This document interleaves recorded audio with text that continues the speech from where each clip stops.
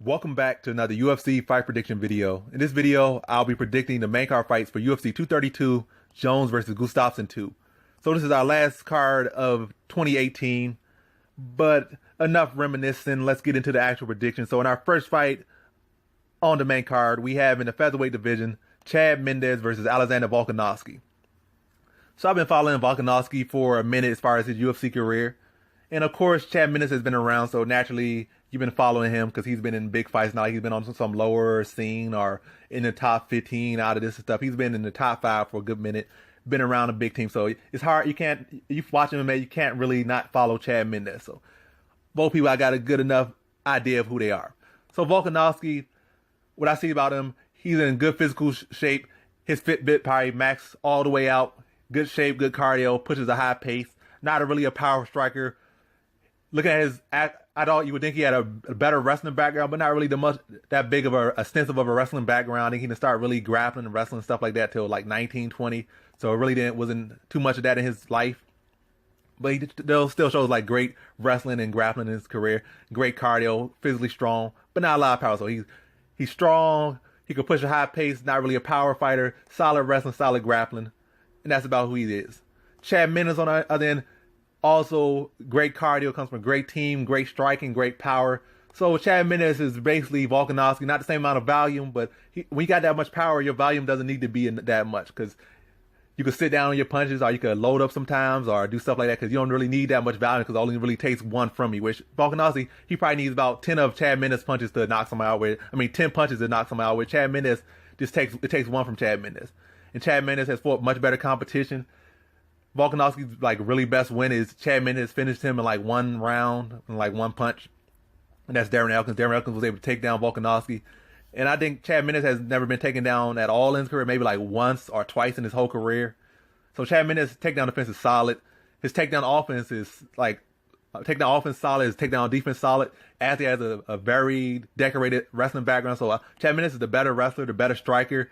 Volkanovski might be able to push a higher pace, but Chad Mendes has been in there with better people. He's been in there with all the best people and has only lost to the best people. So that striking, that power, that ability, I think he could keep up with Volkanovski's pace, but Volkanovski can't keep up with his skill. I think that's what's going to come down to. And Chad Mendes just fought a very tough opponent in Miles Jury and made him look easy, coming off with like a 2 or 3 year layoff and all these different questions about his career and PED use, and he just went out there and destroyed Miles Jury like he never left.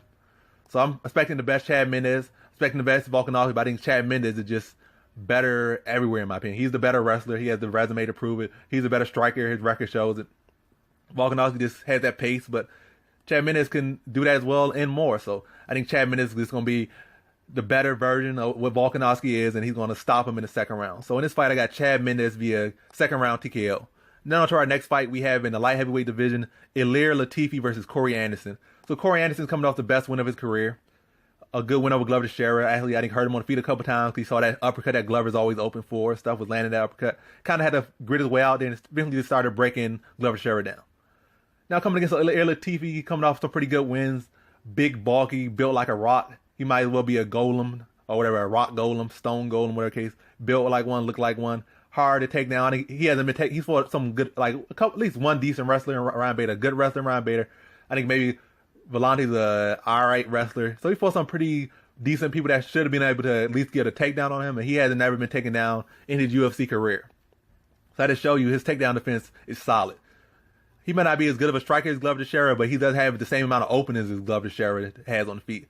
So you're dealing with a guy that's going to be hard to take down and has the power to stop you, and probably could take you down as well. So it's going to be a tough fight. Corey Anderson, if he wants to win, is going to have to work, put in some work. He definitely had to bring some things we haven't really seen from him, maybe bringing a jab, at least some good of a jab, and then be able to use that distance, use his range on him. But I don't think that's going to be the case. I think Ilir Latifi's going to be able to really stop him from getting his groove, because Corey Anderson, a lot of his groove revolves around him being able to secure wrestling. If he could able to wrestle you and threaten you with wrestling, then he opens up. But if you can't really wrestle you, then a lot of his confidence goes out the window. Are you able to get up from his takedowns or just defend him? Then his confidence goes out the window. He started to become more open in this. And I think that's going to happen. I think Ilir Latifi's going to be able to defend the takedowns, challenge them with takedowns, probably get a takedown or two. I think either of them going to have a significant wrestling advantage where one of them going to just wrestle them all fight. I think on the feet, it's just like a matter of time. Ilir Latifi just has too much power. He's just too explosive. And he just had that power all the way throughout the fight. I think he's just going to eventually catch Corey Anderson at some point in this fight. I think it's probably going to be a third round stoppage. Corey Anderson going to probably get a little lackadaisical in the third round, kind of let up a little bit on his defense, and then Ilir Latifi's going to catch him. Be a close competitive fight for what it's worth. It might even be a bit of a sighting fight, but I think Ilir Latifi catches him late and stops him in the third. So in this fight, I got Ilir Latifi via third round TKO. Now on to our next fight, we have in the welterweight division, Carlos Condit versus Michael Chiesa. So as looking at this fight at first, I know I've been doing this a lot. Like I had one person, I'm not going to say it. I'm going to say what it is. Michael Chiesa, coming up from the lightweight division, was looking impressive. I'm not going to say impressive. He wasn't looking that impressive in his last two fights. His last fight, he had a bad weight cut, then got finished by Pettis. The other fight, questionable stoppage against like Kevin Lee, but still he got taken out, got his back taken, got the choke under his neck, and the ref, he lost. So coming off two losses, and now he's coming up to the welterweight division. So maybe he's one of the bigger lightweights, and there's been a lot of lightweights much smaller than him coming up, talking about how bad their weight cut was, but he's one of the people you probably could say he really has a reason to come up. So I don't know how much, like, not kind of weight's going to do for him, or how much stronger he's going to be, how much faster, or how much better he's going to be at this weight class. And a lot of lightweights have been looking good at this weight class. But I think he's still going to be, it's not like he's going to learn any new skills. He's still going to be Chiesa. He'll have some solid wrestling, which is a good thing against Carlos Condit. His strike is going to be all right, but nothing super spectacular. He's not going to be as long as he is at lightweight because the welterweights are taller, and Carlos Condit has like a 1-inch reach advantage, 1-inch height advantage over him. But the takedown will be there because Carlos Condit doesn't really have the best takedown defense.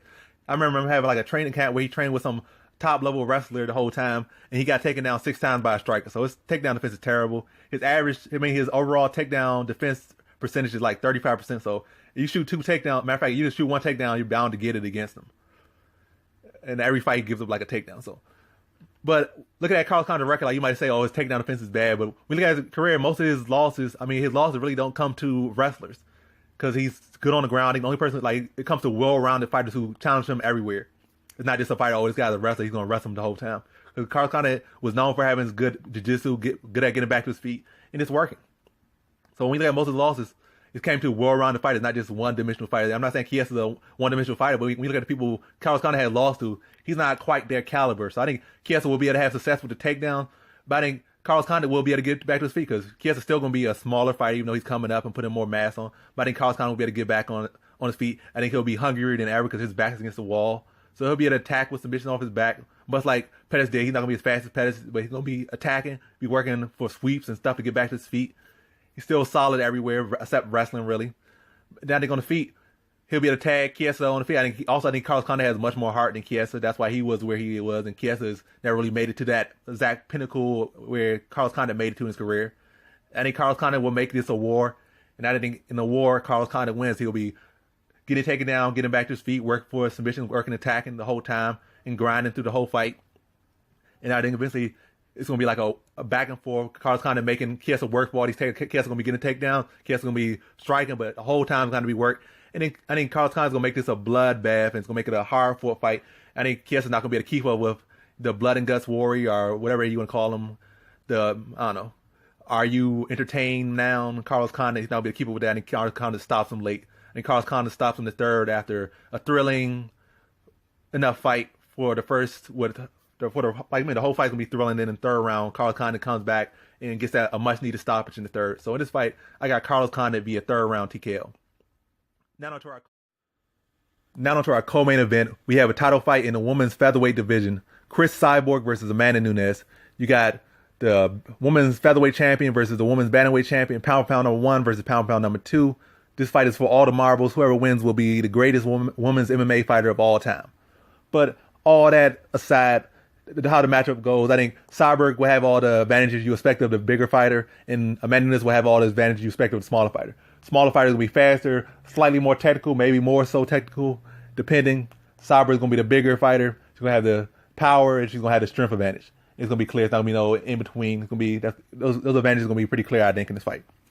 But maybe by different things these fighters can do, they can adjust to these disadvantages they'll have. But I think those advantages will still be pretty clear. Another advantage I think Amanda Nunes has, I think she can have a grappling advantage, in my opinion. I think Chris Cyborg's grappling has been looking questionable a lot of times in the fight. I think just because she's so good, she doesn't really care too much about getting taken down or ending up in a bad position because she can just get right out of it. I think she's given up some pretty questionable takedowns in her career and gave some pretty questionable positions. I think she gave a mount, like twice or 3 times, matter of fact, at least twice against Gina Carano back in the day.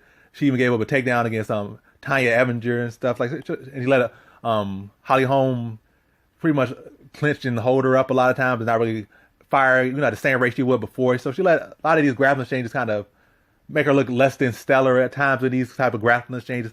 And Amanda Nunes has phenomenal grappling, phenomenal top control, phenomenal ground and pound. So if she can attack it there, I think that Amanda Nunes has a very real chance to win. And that might be her best chance. But I think on her feet, she's at a disadvantage. Yes, she has good striking.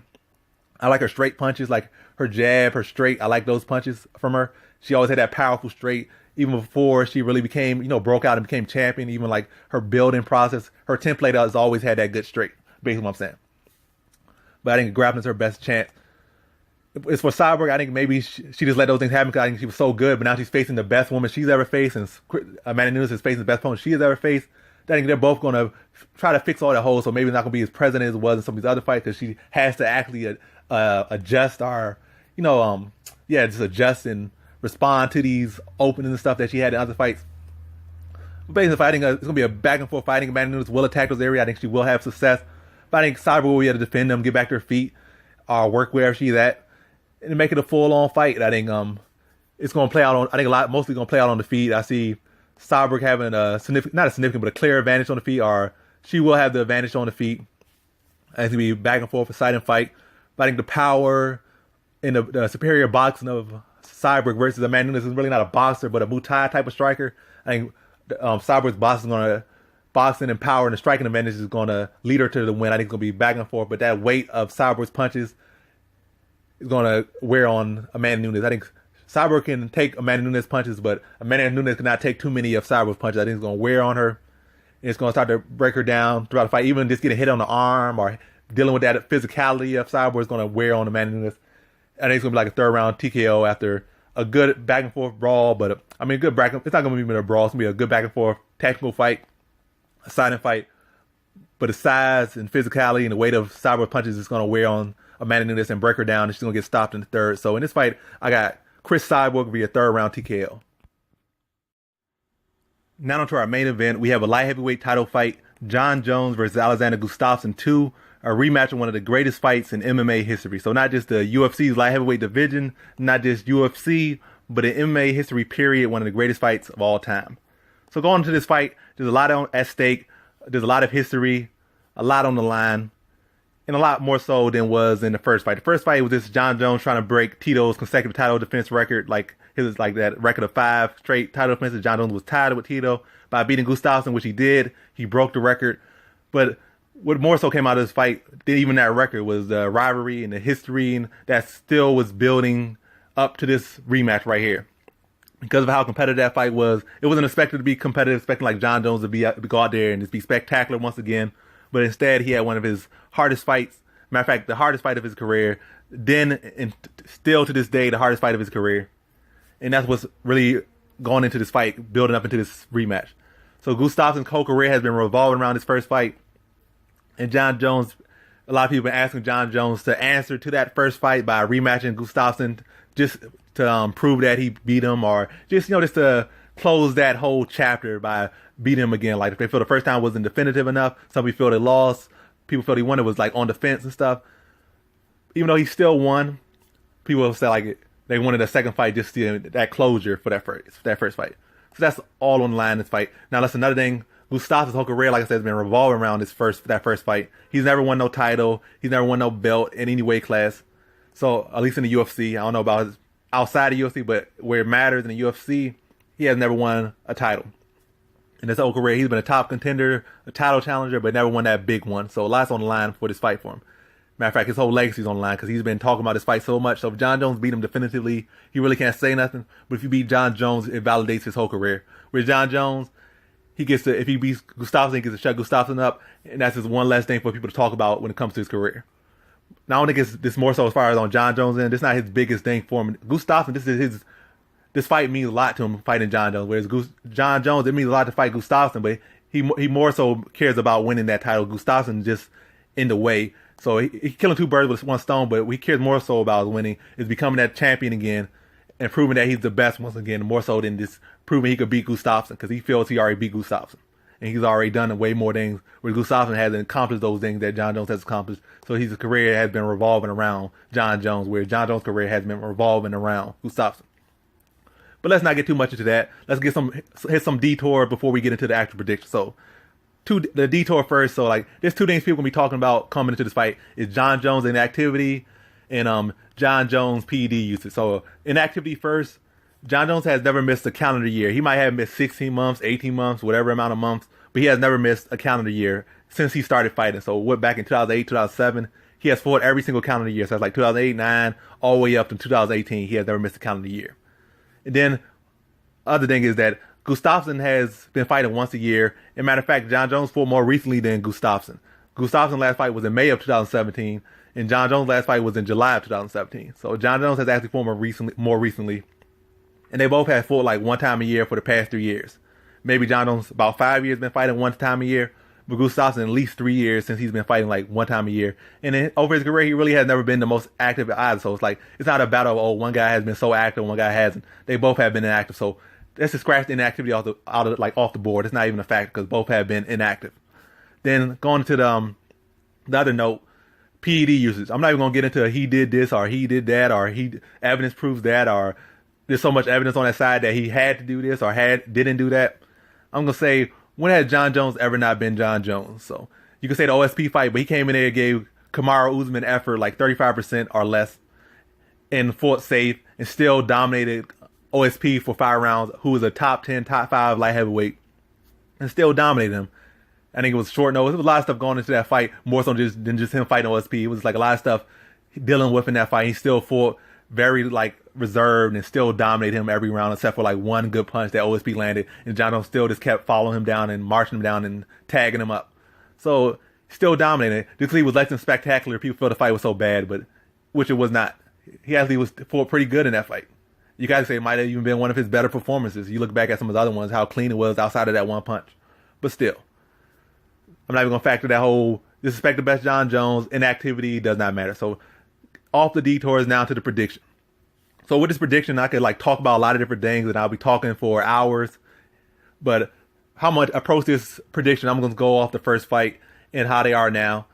So the first fight, people feel Gustafsson won. People feel Jon Jones won. But in reality, Jon Jones won. It's not even a bias or at all. Jon Jones did the things that champions do, and he won. He did things that needed to be done when needed to be done to win certain rounds. He edged around. Like in the 5th round, I think Gustafsson landed a little bit, like maybe 3 more total strikes, where Jon Jones landed that same amount of significant strikes. And Jon Jones going to like fought to the bell, doing what he needed to do to like keep attacking, keep being an aggressor. And he right at the bell, in the last like 30 seconds, he landed like a head kick. He landed like 2 short elbows. Then right at the bell, he landed a flying knee and a short elbow. So he was doing all this stuff. Jon Jones is constantly working, and people underappreciate like how often he's working his work rate. And that's why they be losing to him, because they don't see he's always working. That's an important factor. Like you're going to the decision or in a fight, some person that's always working. That work rate will get you all the time. That's why Jon Jones is so great. He has one of the highest work rates, and he works everything. He works the head, the body, the legs. He's always working. That's why he won the first fight. He just so smart, and he's always active, and he's always saying when stuff needs to be done, and he knows how to shift the momentum. Whereas Gustafsson, he's a good fighter, but he never. That's why he's losing these fights, because he doesn't know when time calls for him to do something big to shift the momentum. He'll keep going down in landslide, let people have these build up these momentum streaks and just land a bunch of volume on him, or just still rounds, just all volume and effort and work. And I think that's what's going to happen in the second fighting. Jon Jones, it was a close fight, definitely the first fight, competitive. You could say he could have went this way and that way, but in reality, Jon Jones did the extra stuff. He did that extra lap, and that's why he won the first fight. Like I said, he did the extra lap, and I feel like that's going to be the second fight. I think a lot has changed from the first fight. Both people have improved from the first fight. It's been a long time, but I think as much as things have changed, much has remained the same.